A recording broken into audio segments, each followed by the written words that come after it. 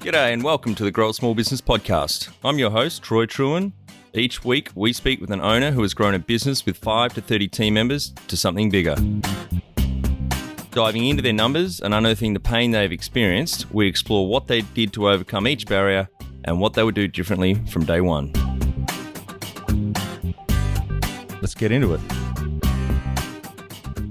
Welcome, everyone. Today I'm interviewing Rene Zamora from Sales Manager Now. He's based in Auburn, California in the United States. Thanks for your time today, Rene. Hey, man. It's good to be here, Troy. Thanks for having me.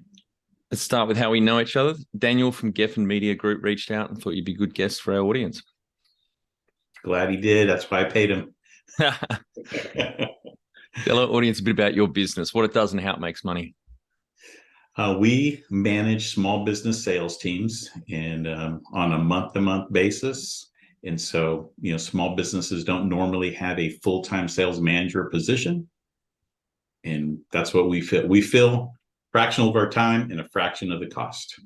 That's great. And it's a much needed skill and service, I think, particularly in small businesses, because sales, as you know, is so important, but also very difficult to get right. So I think you've picked a good niche here.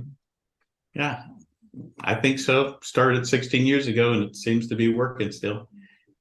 Tell us how you started out.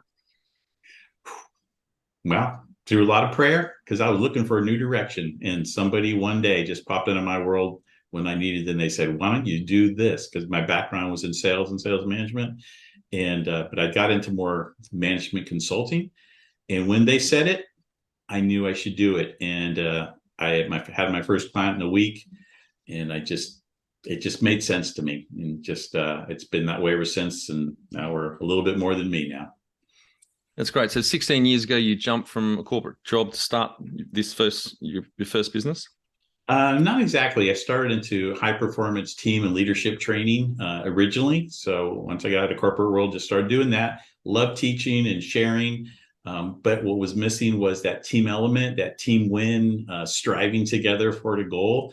And that's what, sales leaders are about. And so I figured out a way how to still be around that without going back to the corporate world, which I didn't want to do. Yeah. Yeah, great. And how old were you when you started out 16 years ago in business? What was I? So I'm 63 now. So what, 47? 47 for this business. Yeah. Mm-hmm. I've just had enough coffee to work that out. And I made a point on another podcast the other day that this 16 years is real 16 years of fractional sales management, not like a conglomerate of consulting and different practices. This is really dialed into what we do. Yep. Yeah. So you've definitely done more than your 10,000 hours to become an expert in this niche. For sure. And how do you work with your clients? Is it a lot of one-on-one coaching? Is it workshops, one-to-many? No, I'm glad you asked, because think about what a sales manager doesn't do workshops and, coach. I mean, coaching is part of it, but they manage towards a goal. So we become like an employee. Just think of it as a man. Okay. Hire people, fire people, coach people, set goals, talk strategy with ownership, set compensation, help with the CRM. I mean, we do what a sales leader, sales manager should do, not just the consulting, but the people stuff and the strategy stuff and the structure, and make sure it's all put together well. So we're capable of managing in a virtual aspect. Yep. Yeah, great. And do you have some key numbers you can share to illustrate the growth of the business over 16 years? Well, I think a key number is that I haven't been like other consultants that have had dry spells. We've always had clients and they've always come to us and found us. Doesn't mean we're servicing hundreds. If it was when it was just me, I always had between 4 and 7 clients. Now there's 4 consultants. There's 4 of us that have clients right now. And so I think, to me, that I'm growing as consultants. And they have clients and I'm bringing them to clients. That was always my vision. I didn't want to just have partners that had to go find their own business. I wanted to bring the business in that I can feed to quality corporate seasoned managers who just enjoy managing teams. And so that's what I'm doing. It's big. It's not an easy task. No, it's not. And so there's 4 of you now that work with clients. Yes. Mm-hmm. Great. That's wonderful growth. When was the moment you felt like you had succeeded? First year. And the reason I felt that way is because told my wife, I said, I used to, when I was doing training, I had to like read and learn, and I was a good facilitator and I'm a good teacher and all, but I had to learn someone else's material. When this role was introduced for me to consider, I was just like I was breathing, and it hasn't ever stopped. And I wrote a book, and now I have other consultants, and I just went down this path that just that's where I'm supposed to be. So I succeeded once I knew where I was supposed to be. What does success look like to you? Being in your purpose, for me as a father and a husband, providing for my family comfortably, and but more than that, every day knowing that if I'm encouraging or if I'm teaching, helping people with structure that helps their life, then I'm success today. Number one thing you'd recommend to marketing a fast-growing business? Be clear. I would say that, take some time, step back. Don't just jump on the first person that comes along telling you what to do. So know what niche you're in, know which product you're in. Be more narrow, focus on more narrow than wide. Get really good at a narrow niche. And then if you can expand it once you've learned your fundamentals of marketing, then go from there. But there's so many different ways to market today. It's hard to, I don't want to go into tactics because every business is a little different out there. Yeah. And do you have a metric on clients staying with you over those 16 years? Yeah, I do. Thanks to your question, I do. So over those 16 years, we've had more than this, but these are the 31 clients that use us for sales management service. We're managing sales teams. The average tenure is 32.32 months. That's and wonderful.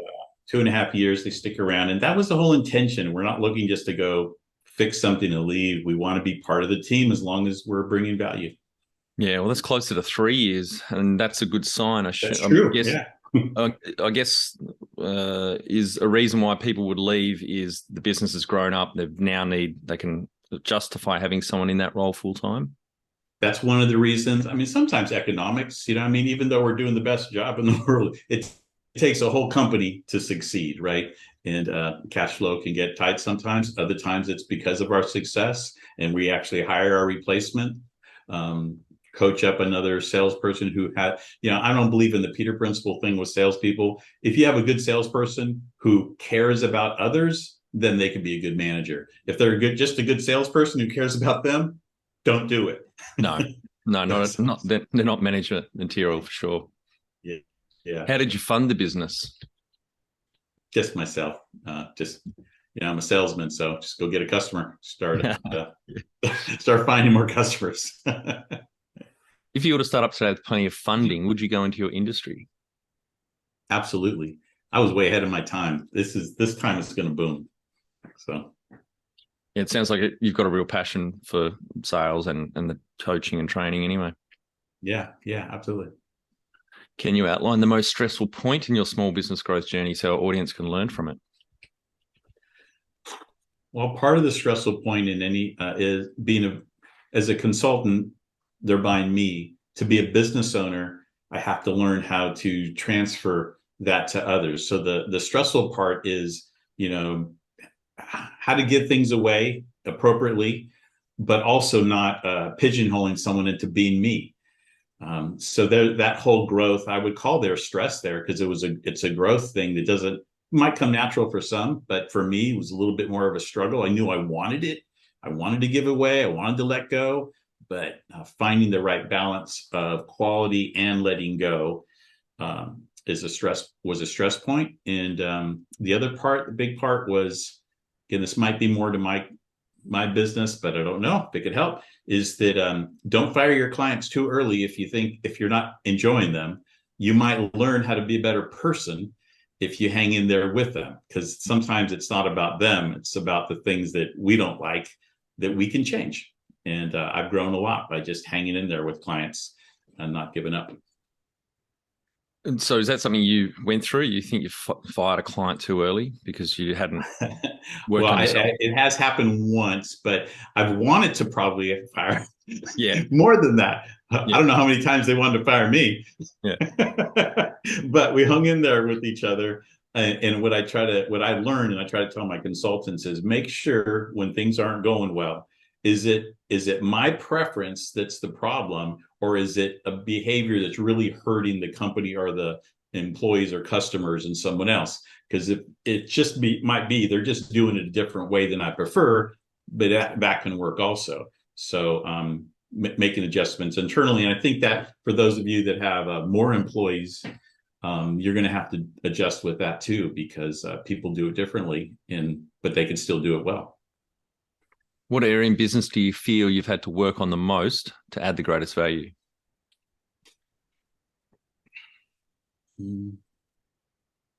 I think what I just described, just letting go, letting other people succeed in different ways. What have you enjoyed the least about managing fast growth? Not having enough time as a business owner. Making a decision. Okay, what am I going to pay out, and what am I going to keep in? I like to grow conservatively with my cash, and so I hold on to a little bit of things a little longer than finding the right resource that I can let go of. So that I think that'd be my answer. What do you love most about growing a small business? That I get to decide where it's going. I don't get to decide where it's going to end up. I get to No. decide which direction I'm working it toward. Yeah, it's a lot of fun. What has been the biggest mindset shift for you in your small business growth journey? My mind shift. I don't know that there's a mind shift. I always knew from the get go I wanted it. I didn't call it Renee's coaching, or I call it sales manager now. So I always knew it was going to be a business. Um, so it wasn't a shift. It's been more of an evolution. I knew who I needed to be and what I needed to do. It just was the process of getting there. So it's hard. I wish I had a better answer for you there. That's all right. The number one habit you think a small business owner needs to develop and maintain? A habit. Yeah, get up and go to work. Get up, shower, and go to work every day. That would be the beginning. And I'm serious, because when you're your own business, you can do whatever you want, right? And so have disciplined hours, and yeah, don't take advantage of. I mean, make some money before you start taking advantage of things. Okay. Yeah.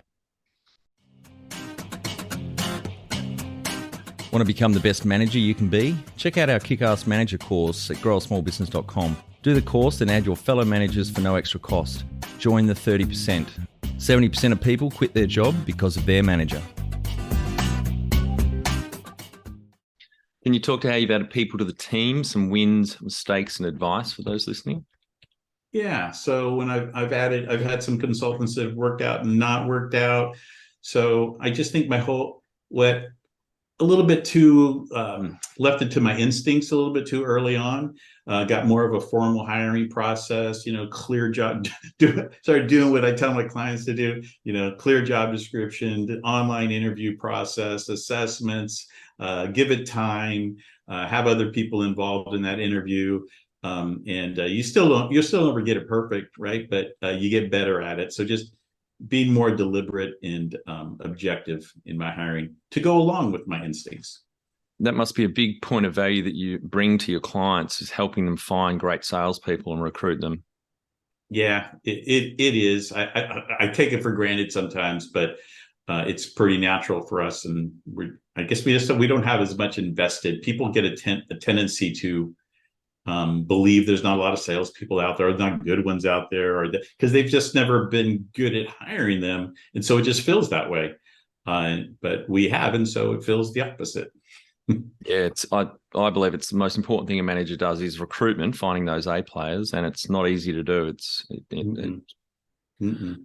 What are some things you recommend to building a sustainable and kick-ass culture to help with the growth? Well, if you're using the buzzwords like open door policy, candid, truthful, and everything, back it up. Okay, so don't just go with cliches, live it. Um, it's great to have a collaborative environment, but there's times where someone just needs to make a decision with or without collaboration. So find the right balance that keeps people included, because what I've also found is that not every employee wants to be a decision maker. They didn't take the job to make strategic decisions. They took it for a specific role. And so where you want to include employees in certain things, be wise in what they don't really care to be that much included in, and go make some decisions, because that's why we're there to do that. Tell our audience how you've handled balance.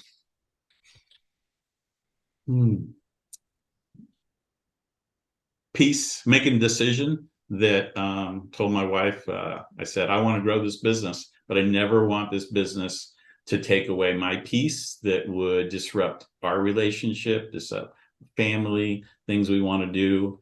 And so, we're grandparents, the kids aren't around. And so we have plenty of time. So, some days I work longer than others, but it's mostly that. If I'm getting overstressed and I don't feel the peace, then I just need to say, shut her down. How much professional development have you invested in yourself over the years? Tons. That's how me and my wife met. We were personal improvement junkies from the get-go. And so I've done workshops and seminars. In our marriage, we committed to doing marriage work. We've done retreats and workshops. Been married 38 years. We went through some more counseling to help us understand how we communicate a couple of years ago. I'm all about it. So I couldn't count the hours, but it's a lifetime commitment. That's good. Sounds like the technical term is a shitload of professional development. Hell yeah. A lot. Have you had mentors or coaches along the way? I have. There's been, what do they call it? Unofficial mentors. What I always call the manager I had with me the longest, not, a real mentor, and he really showed me the ropes on management. But I hired a coach. When I did the training business, I just jumped in and did that. When I started sales manager now, I had told my wife, I'm going to get a coach when I start this next business, and I did. And very wise, helped slow me down. Again, I had that vision, we're going to grow. And he said, you might want to think about just focusing on the one client right now. Yeah. And it was very wise advice, and it's built a good foundation for us. Do you have a board of directors or advisors? Just the Father, the Son, and the Holy Spirit. That's all. That's my board right now. But no one sitting, no one next to me, shoulder to shoulder. Although I'm close to it. Yeah. All right, Rene, we're on to our final 5 questions. What do you think is the hardest thing in growing a small business? Perseverance, patience, because most of us don't have that silver bullet. Actually, even the biggest businesses don't. So we all have to sustain through. There's a sign in back of me. I don't know if we're on video, but it says never give up. My mom had that on her fridge. And so if you think you're doing something good and it's worthy and there's a market for it, don't give up. It's going to get tough sometimes. Favorite business book which has helped you the most? Gosh, there's too many. More recently, Traction by Gino Wickman. Yeah, it's a great one. Yeah. Mm-hmm. Any great podcasts or online learning tools you use for your own professional development? Not regularly. I seem to be speaking more than listening, maybe because I'm working too hard. So currently, yeah. One tool you would recommend to help grow a small business? Tool.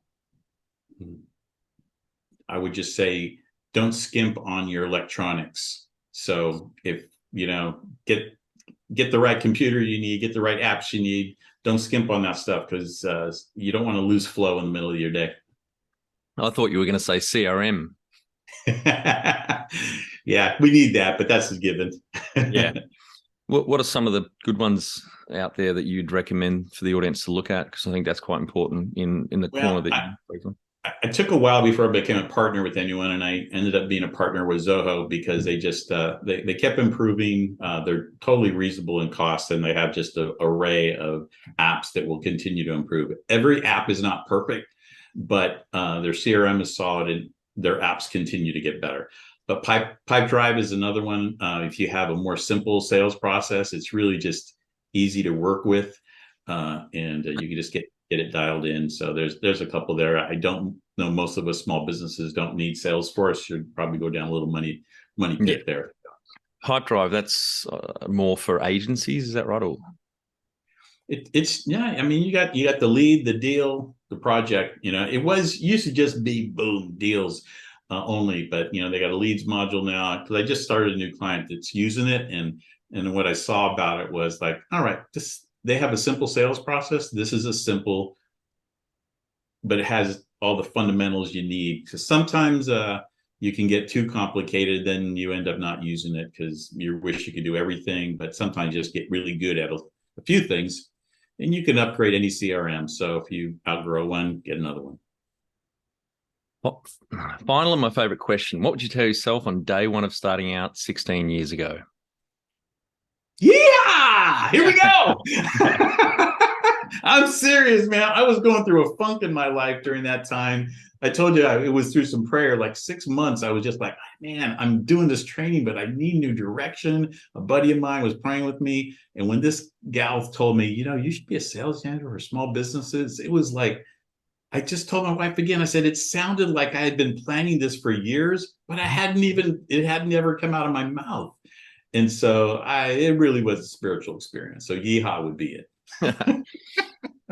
Great. Well, thanks very much for your time today, Rene. I think the audience got a lot of value out of what you shared with us. Congratulations on the 16-year journey and helping a lot of small businesses out there in a very important corner of the business, which is sales, and something hard to do. Yeah, absolutely. Well, Troy, thanks for having me on, and kudos to you for your commitment to keeping us sharing and supplying more information for folks. And for our audience, we would greatly appreciate a review in iTunes or whatever platform you listen to us on. More reviews means we bubble up higher in iTunes, etc., so more business owners looking for podcast help with their growth will find us.